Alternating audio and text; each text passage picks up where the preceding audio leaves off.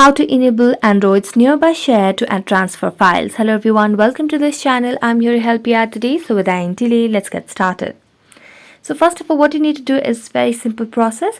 Just drag up or drag down the status bar and you can see there are different options over here. So just search for quick share or nearby share. So the term might depend or vary depending on various kinds of devices. So here I have what the thought of quick share. So I'm going to tap on quick share and toggle it on.